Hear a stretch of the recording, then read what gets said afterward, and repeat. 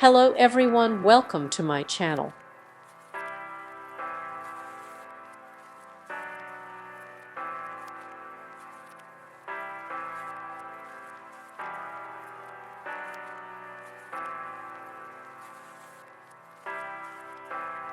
Today, I decided to water my Hoyas because we finally have some warmer weather. Hopefully it's real warmth. And when I was about to water the plants, I remembered that I wanted to show you another part of my plant collection. In my opinion, they may be simple but very charming, especially for beginners. Perhaps they will be your first step into the fascinating world of Hoyas. Even if you make mistakes in their care, they will forgive you and delight you with their leaves and occasional blooming. So before you is my old plant variety.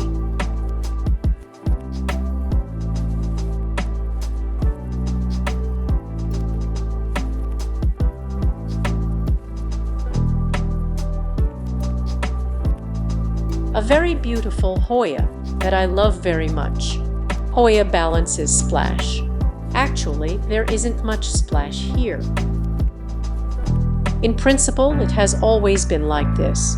The splash resembles grayish and whitish spots on the leaves. But it also has beautiful veins. Young leaves are slightly darker and then become lighter. The leaves can be medium-sized or larger with veins.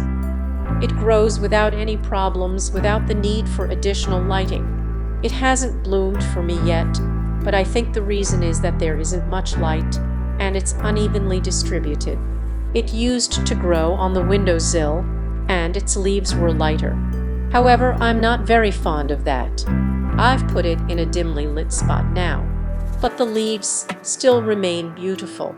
As for blooming, I don't know if it will happen, but its leaves have this emerald color with veins. They are not as dense as those of Hoya Macrophylla, but they are still very beautiful. Well, I don't know what these spots are or where they come from. It's as if they're peeking through the leaves. Here are the old leaves. Notice how light they are. Overall, it's a beautiful variety, especially for beginners. Maybe you don't know. Take a look. A cool plant. Honestly, I can't part with such varieties. However simple they may seem, but they're perfect for indoor greening. They grow and develop without any special hassle. No need for complex care or special conditions. I fertilize them well and water them. They grow wonderfully. I don't do anything special, and yet they thrive. In short, they're lovely. Okay, now let me show you the next Hoya. It's Hoya Epminus 301. Gorgeous. I really like it. I think it's something from Hoya verticillata because, well, its leaves are similar. This one hasn't bloomed for me yet either. I've seen it blooming for others already. Yes, it blooms like Hoya verticillata. Look at these leaves. Beautiful, absolutely trouble-free. As you might have seen if you watched the review of my windowsill, it hangs down in a hanging pot like this. It also forgives me if I let it dry out, as it's somewhat visible and always in sight, but they survive. Anyway, the only thing is that the leaves might start turning yellow later on. Not due to overwatering, but like this. This is how it looks when I've dried it out. Anyway, it's a beauty, as you can see. It has veins too. It has silvery markings as well. The leaves can be huge or smaller like this. I also recommend it for beginners who want to learn. The beauty Hoya Epminus 301. Let me remind ye, and this is the Hoya that surprised me. Well, I've already shown it. Surprised me with this leaf, for example. Look at the size. I have a large palm, really large, and this leaf is on my palm. This is Hoya Macrophylla Snow Queen. It was growing on my windowsill, and it had plenty of light there. Its leaves were light, and you can still see the old leaves, and there wasn't much splash. Well, I think something's not right. The variety should have silver markings, like this silver spots. I placed it away from the window, but there's still some light from a lamp. At first, our leaves were a bit twisted. already with some splashes. Well, now the situation is better. Here's a leaf all under this lamp, but it receives partial light from the window. And there's also a lamp that provides additional illumination. But I really like it now, despite the slightly twisted leaves. This variety is actually very simple, and it forgives everything. And here's a lighter leaf. It forgives my drying out, and yes, it produces big, beautiful leaves. And it doesn't need much light. By the way, I saw a question in the group and was asked, can Hoya be grown on a windowsill in direct sunlight? It can't, or rather, you should be cautious. You need to create some shade, put up a curtain or some shading mesh. Otherwise, they will constantly get burned. Because their leaves are still delicate. Even succulents sometimes get burned in direct sunlight, even through glass, but Hoyas will definitely get burned. I had that happen with my Hoya elliptica small dark leaves, with small dark leaves as well. Also elliptica, and also with splashes, but the leaves were smaller. It was on the windowsill, everything seemed fine, but I missed the moment when the sun really scalded it, and it turned. It turned pale, got severely scorched, maybe even completely burned. So of course you need to acclimate Hoyas, especially the varieties that get sunburned. Sunburn is their protection against direct sunlight. But still, if the window faces the south and the sun is intense, even if they don't get burned, they will look unattractive. They will become pale, especially varieties with dark leaves, for example. But on the other hand, in the light, they will bloom faster and better.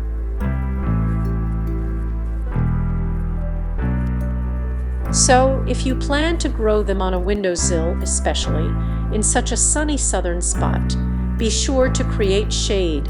I have a balcony on the first floor, and there's a neighbor's balcony above, so I don't have such problems.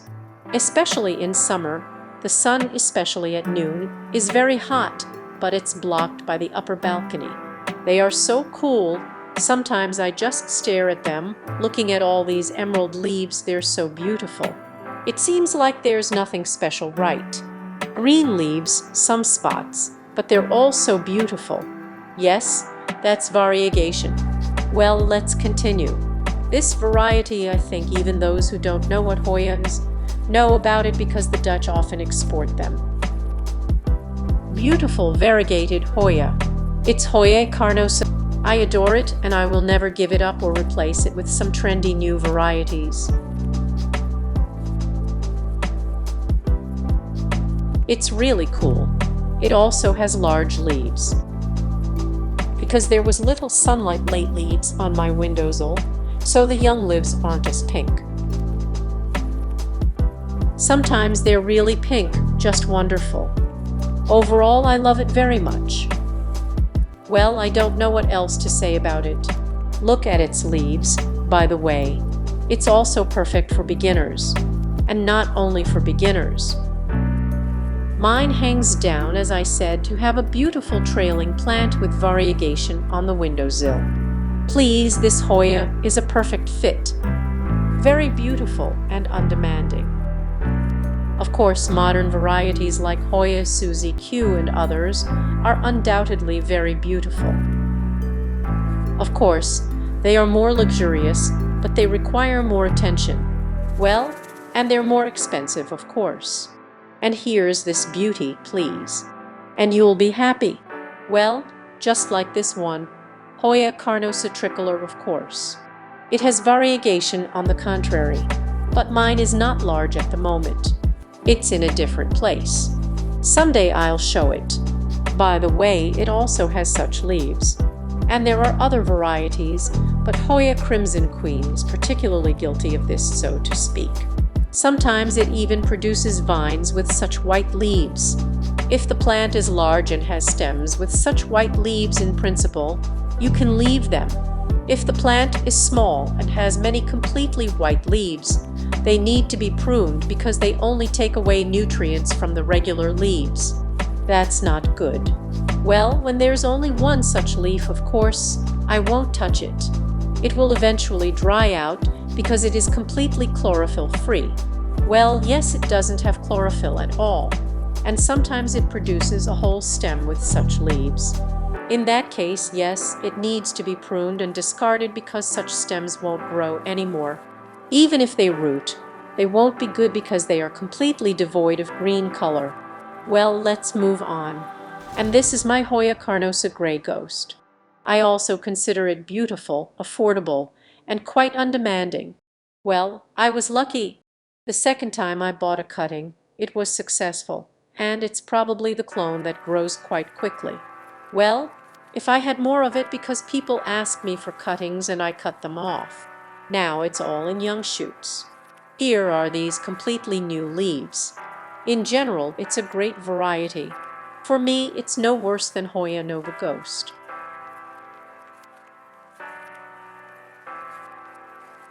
Hoya Nova Ghost is beautiful, with cool foliage. If you're lucky enough to get a cutting from such a plant, it's not demanding at all. The first one I had, it just sat there and eventually died, but this one grows effortlessly. So if you're lucky to get such a cutting, it will bring you joy. It's such a beauty.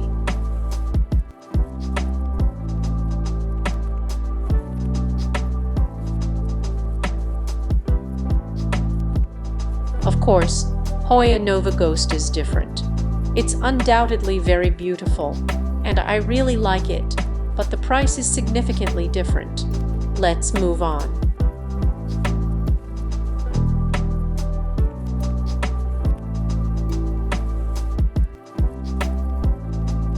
And this is my beauty, Heuschkeliana Splash. Heuschkeliana Splash. I adore it. It doesn't grow fast, I would say, or at least in my conditions it turned out that way, but it's very beautiful, really beautiful. It has silver on the leaves, splash variegation, and with good lighting, you can see this dark edge. In general, it's very beautiful, and the leaves can be huge. This is the edge of a leaf, you know. I didn't notice it.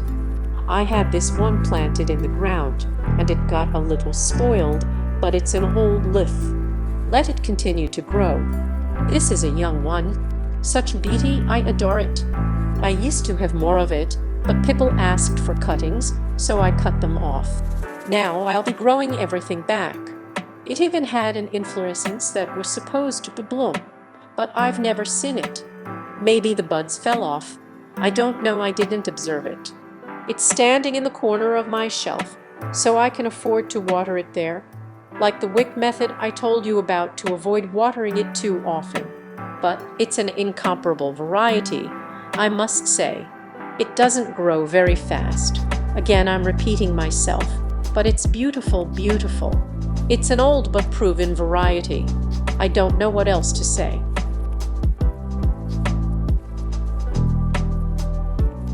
It's a beauty.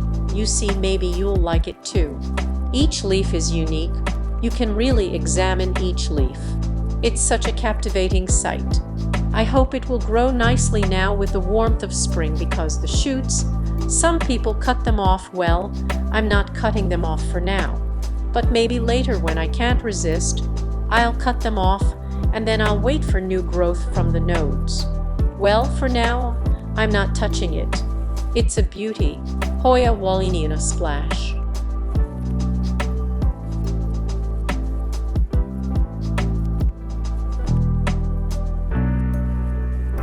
Well, where would we be without at least one of the crocodile varieties?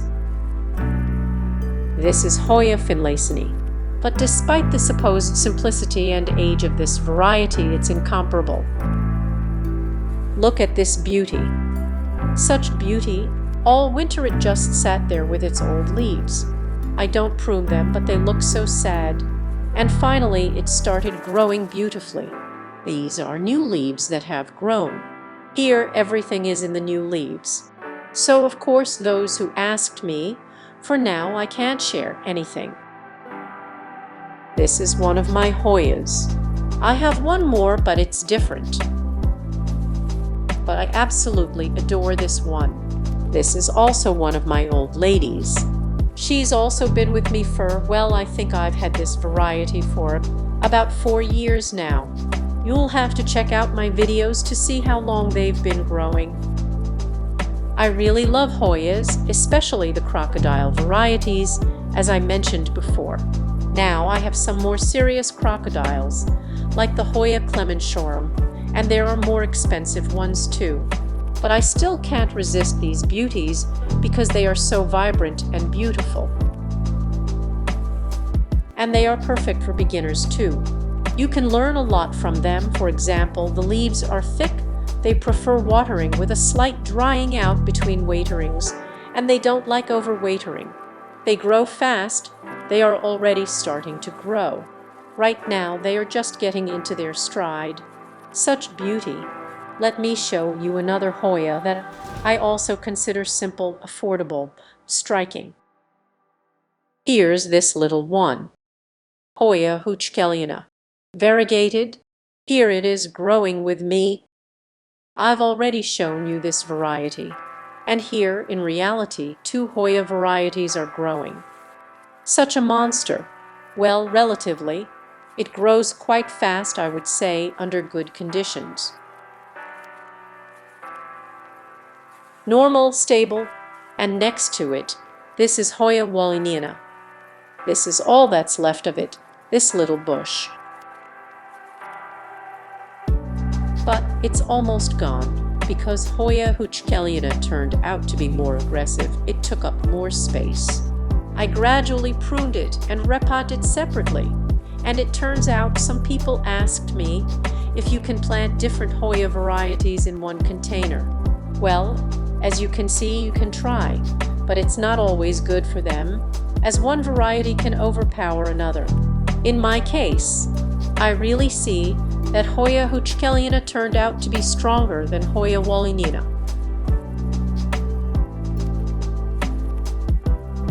They will keep growing, of course.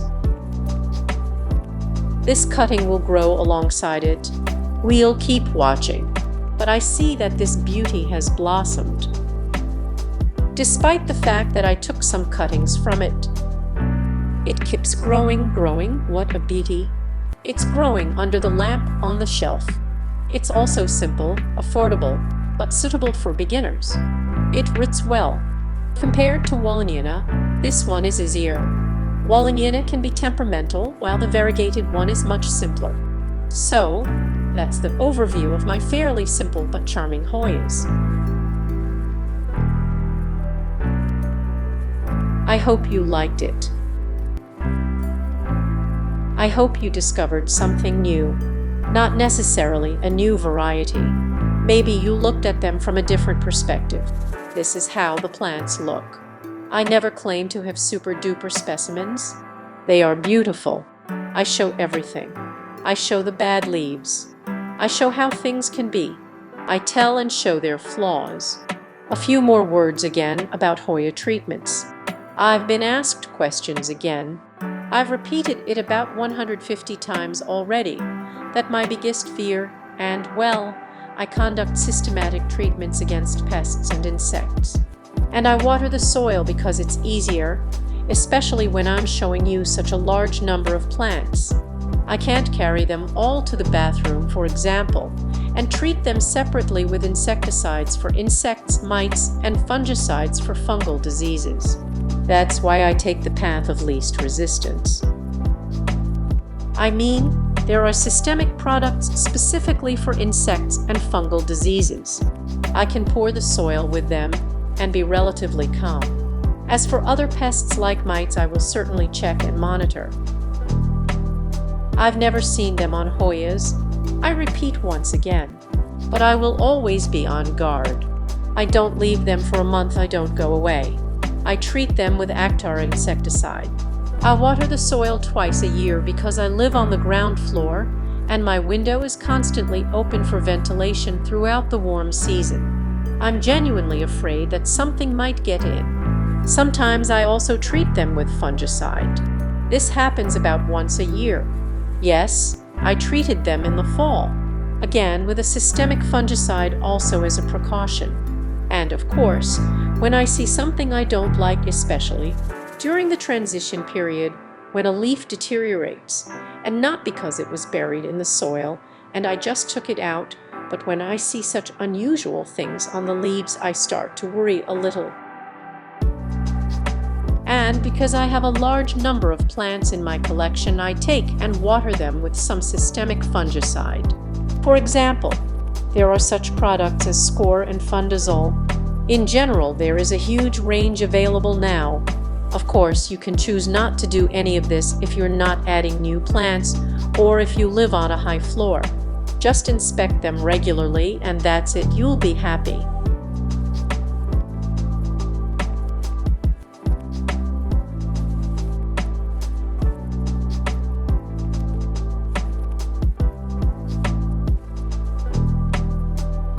Thank you all for watching.